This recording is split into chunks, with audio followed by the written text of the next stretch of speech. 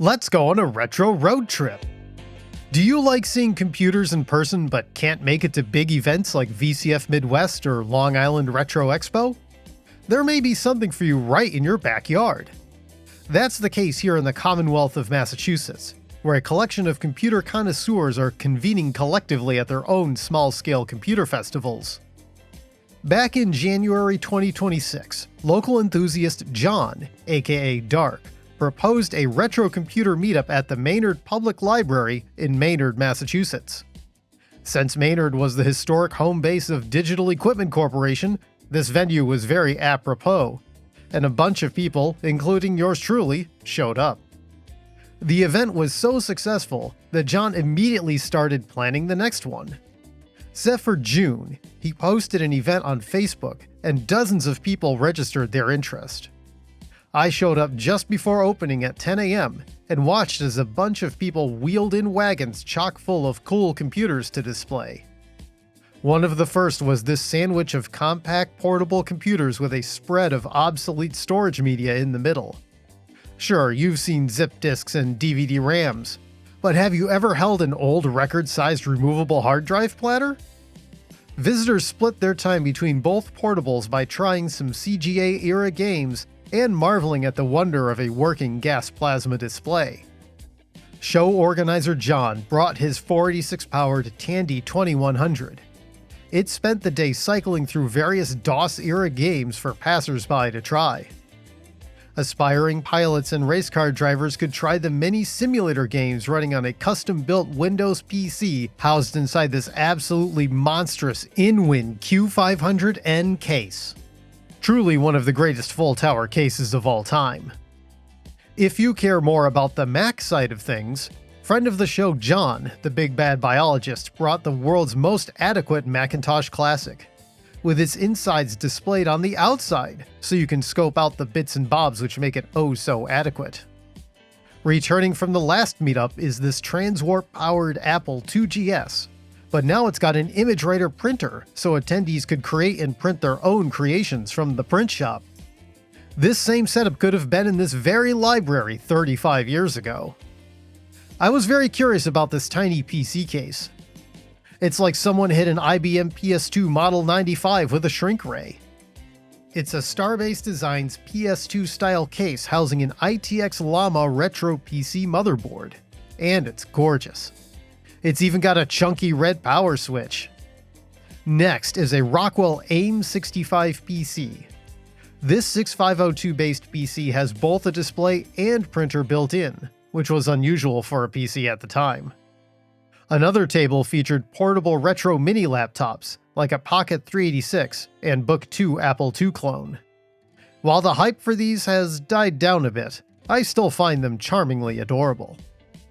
Two attendees brought Atari 8-bit systems, first of which is this Atari 800. Nearby was an XEGS with over a dozen cartridges to let you try a more console-style approach. I love old-school PC clone towers, especially ones wrapped in wood grain. But that's not even the coolest part of this PC. Check out the combo 3.5 and 5.25-inch floppy drive. These drives were very uncommon, and are one of my favorite oddities of the late clone era. Want to look up some books? Anyone visiting a library in Massachusetts back in the 1990s might have used a terminal like this DEC VT420 to access a digital card catalog. Peppered in with the DEC terminal and Atari 800 was a tasteful assortment of Tandy machines. Your first course is this delightful 1000HX, followed by the crowd-pleasing color computer. Top it off with a TRS-80 Model 4P, and you've got a menu to satisfy the most discerning Radio Shack gourmet. You can't host an event in an educational institution like a library without featuring a classic education computer. Apple IIes like this one resided in schools and libraries across the Commonwealth, and the kids in tow were having tons of fun tracking down Carmen Sandiego, just like I did 30-some years ago. Laptops are popular at these small events because they're easy to set up and don't take up a lot of space. And this Dell Inspiron 8500 was a popular portable for millennial college students. Don't tell the prof that we were secretly playing The Sims in class. Spread across the middle tables was this colossal collection from a fellow named Andrew. He's a former teacher who wanted to clear out the stuff he had accumulated over his career. Since the library doesn't allow buying or selling things at events, he basically gave away a bunch of Commodore and Apple items. There was boxed software, accessories, and systems of unknown working order for folks to adopt, and by the time I got around to filming it, a bunch was already gone. Check out this funky Palm Pilot case with integrated keyboard and function buttons. I wound up taking a 14-inch G4 iBook and a keyboard for the Apple IIgs. Because Andrew offered these items as is, there was no guarantee anything would actually work. But lucky for us, our curiosity could be satisfied by using one of the exhibit tables as a temporary test bench. One fellow took this Apple IIc with all the accessories and assembled it for a test. It powered on with no magic smoke, much to the joy of the new owner and the crowd. The floppy drive refused to read disks, which was a bummer, but he vowed to fix it. Things weren't so rosy for Andrew's poor Apple IIgs.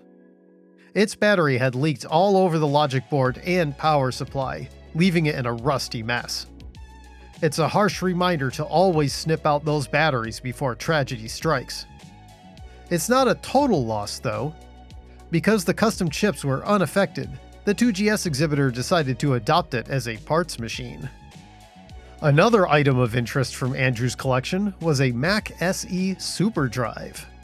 He wasn't sure if it would work, and when its new owner powered it on, it came up to a blank screen. Luckily for him, the room was full of Mac mavens who could troubleshoot most any compact Mac malady.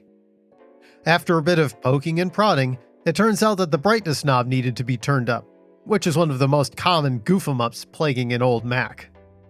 It booted right to a desktop festooned with a wallpaper extension and numerous menu bar widgets. Nice.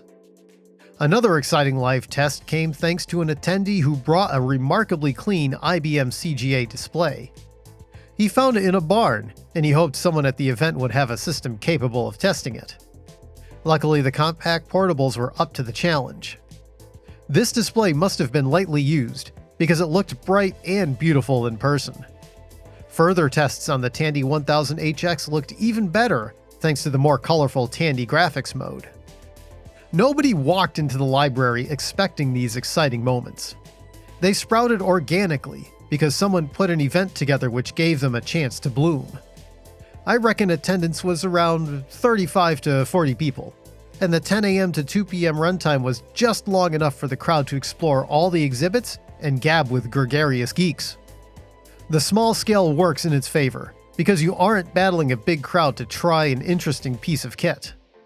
What you won't get out of many small events like these is a big buy and sell experience. I think that's an acceptable trade-off for this specific event, because we're lucky enough to have a monthly tech flea market at MIT. But what I hope this proves to you, dear viewer, is that you don't need an all-singing, all-dancing spectacle to hang out with like-minded nerds. Remember that a monster event like VCF Midwest started out as informal get-togethers just like this one. All it takes is pitching something to your pals at your favorite online watering hole to build some interest. Local libraries and common spaces are more than willing to play host if you follow the rules and you're realistic about your expected attendance. And the energy from successful events can spur other groups to organize too. Events in New Hampshire and Vermont are already on the calendar here in New England. Maybe something is brewing in your backyard. And if not, maybe you might be the one to start it up. Thanks for watching. If you liked what you saw, please consider subscribing. Also, if you'd like early access and bonus bits, please check out my Patreon. Thanks for watching, and I'll catch you next time here in Userlandia.